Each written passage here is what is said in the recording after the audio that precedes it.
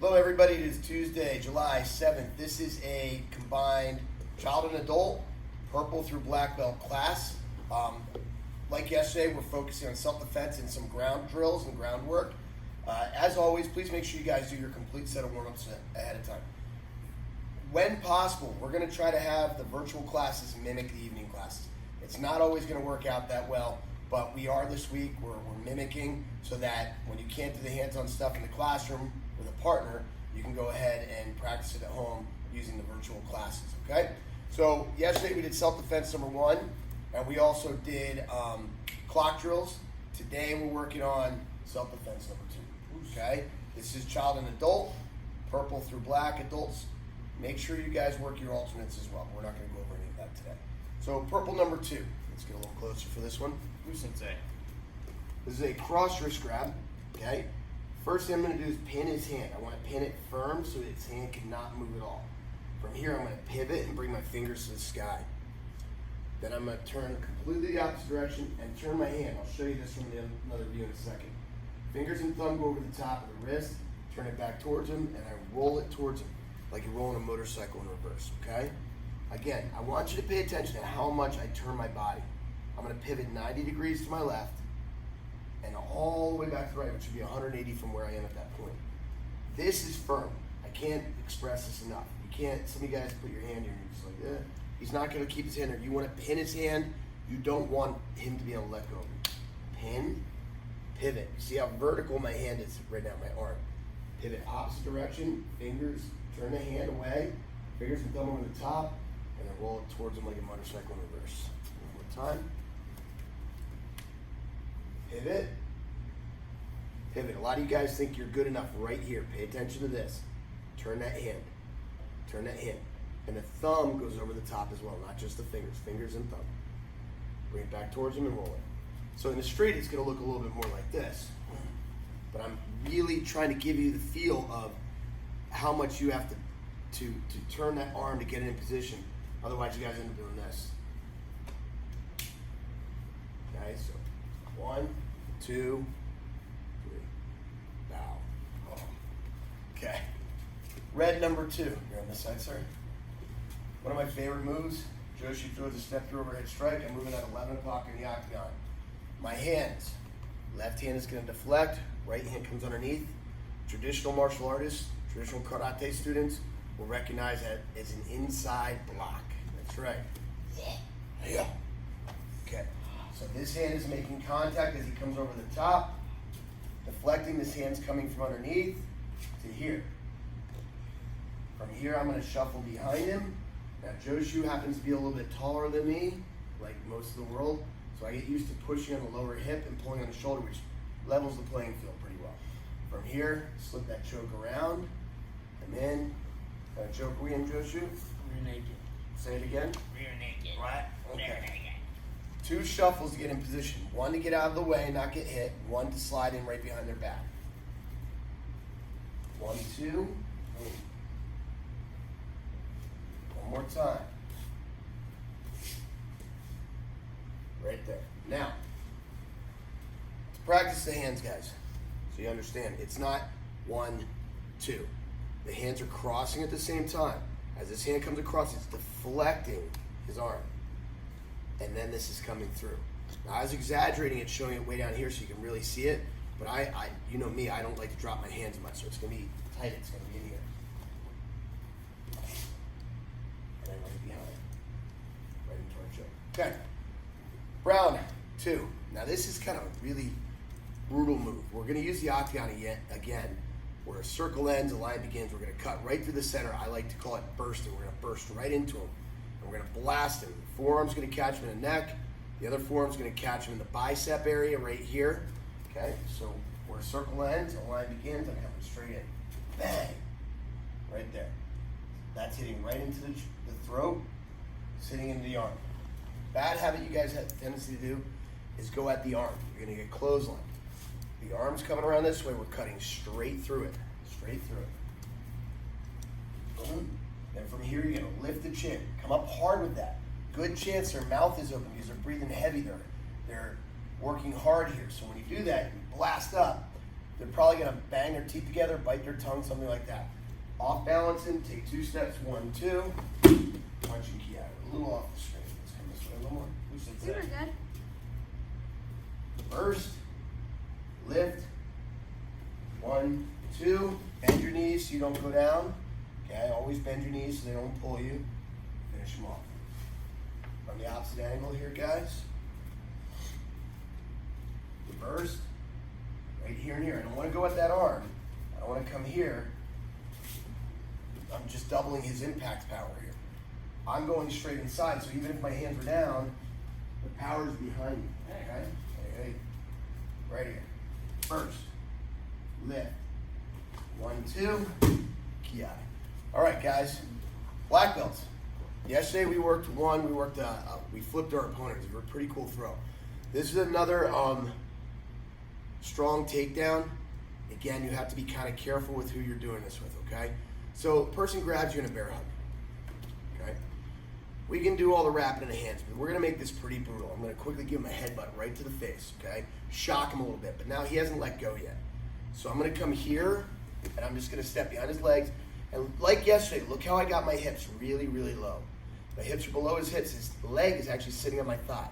Now I'm gonna stand up and my elbow's gonna twist backwards, and down he goes. Okay, watch again. So as I step behind, stay right there. I'm here, he's basically gonna be sitting right here. As I stand and extend, I'm bringing my right elbow back, which flips him right over that leg. Smash, gotcha, didn't I? Step behind, and right here, see how he's sitting on my leg? Boom. Okay. One more time. Whoop. Stepping all over your big feet, Joshua. Here. Now this one we're going to take a little bit farther. This one, you could possibly even go to the ground with him. Oh. How'd that feel, Joshua? I was more ready for it that time. If you do that, you take them right to the ground. You land with all your body weight right across the rib cage and their stomach, knocking the wind out of them. I did. When we were practicing earlier today, I took him right out. Especially with the extra Corona calories going on right now. You know, you've heard of the freshman 15 in college. Well, I got the quarantine 15 going on right now, so we're working that off here. But on that move, last time, we're going to kind of show you just the position from behind here, or from the side. I'm not going to do the whole takedown here. Step behind. And as I rise, see how it goes right up over my leg there? Okay? That's it. Have some fun with that. Pause the video, come back when you guys are ready. All right, welcome back. So today, guys, mat chat's pretty simple. Hard work beats talent when talent doesn't work hard. Hard work beats talent when talent doesn't work hard. You can ask Joshi Lucas and Senpai Bailey.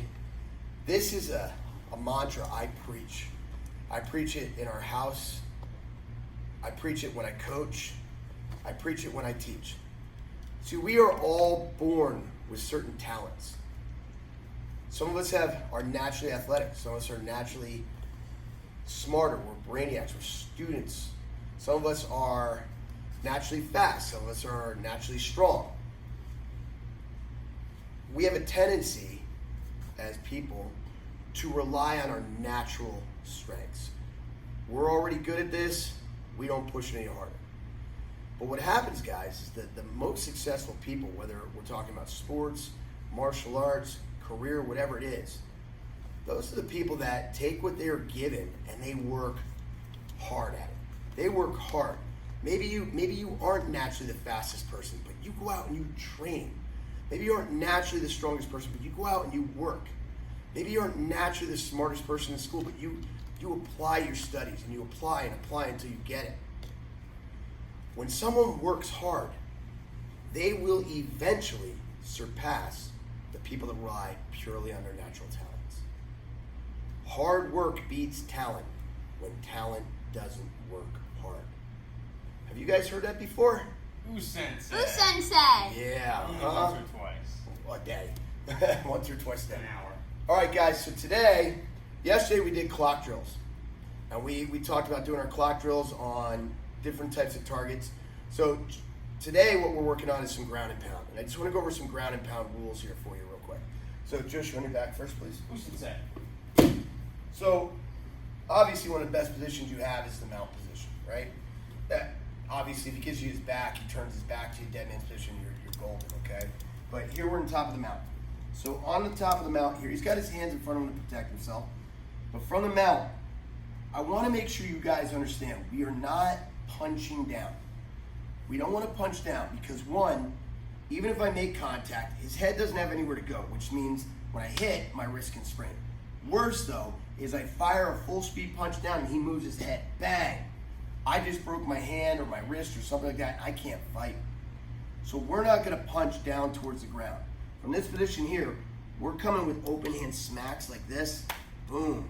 We can come straight down with palm strikes into the face, big slapping motions here. These are gonna be concussive type strikes. They're gonna do their damage, trust me.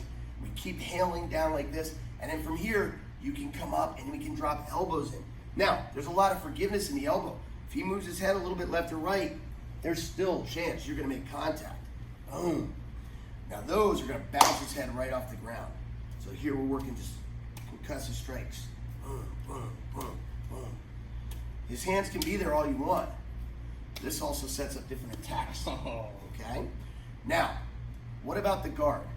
The guard, ground and pound, you're gonna use your legs to manipulate distance here, okay? Now remember, I don't want him to be able to get to his feet in here because when he gets to his feet inside my guard, he can start pounding away on me, okay?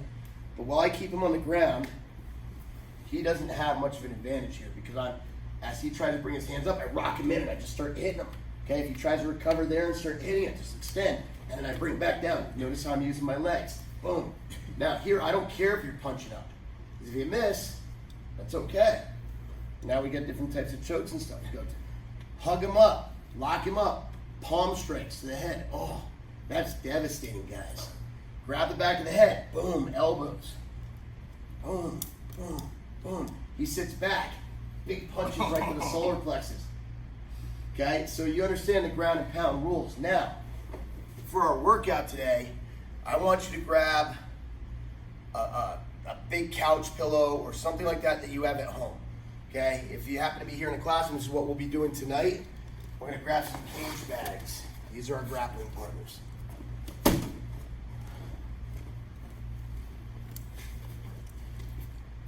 I know a bunch of you guys bought these when we sold them, so you guys may be in business in lucky shape right here, okay? So we're gonna start in the mount. Right here, the first drill, we're gonna do 3 1-minute rounds of ground and pound from the mount. Guys, get a timer ready. Understand, this is going to be exhausting. You're probably gonna go hard for the first 15 seconds. You're like, this is easy. 30 seconds into it, you're gonna be like, oh my God, did the clock stop? You're gonna go 3 1-minute rounds, ground and pound from the mount. We'll give you a quick 15 minutes example of it. Then I want you to take a 1-minute rest in between rounds, and you're gonna do your second round and your third round. Okay, so it'll look like this. You ready? Go.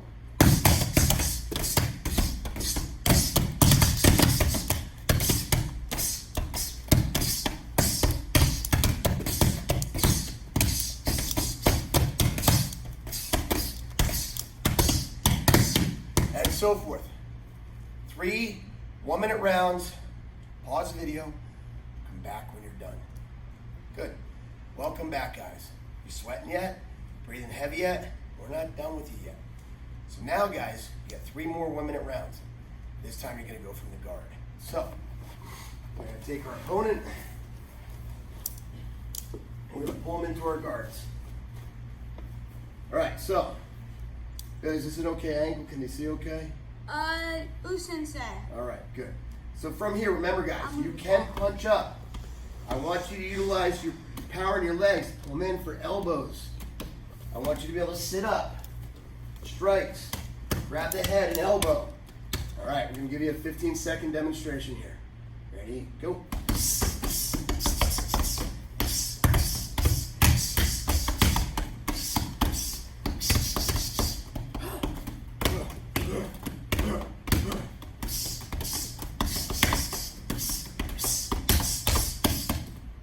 When you're tired, tie them up. Give them some kidney shots right here with your heels. and so forth. There you go, guys. Bailey, can you fix the camera? We'll get their heads. All right. So, there you have it, guys. You got 3 1-minute rounds. Ground and pound from the mount with 1 minute rest in between. Then you have 3 1-minute rounds. Ground and pound from the guard. 1 minute rest in between. Drink lots of water, guys. It's humid. You'll be sweating. If you're coming to class tonight, make sure you bring water. Make sure you bring water. All right, guys. Thanks for training hard. Thanks for being LEMAstrong. We'll see you online tomorrow, and we'll see you on the mat.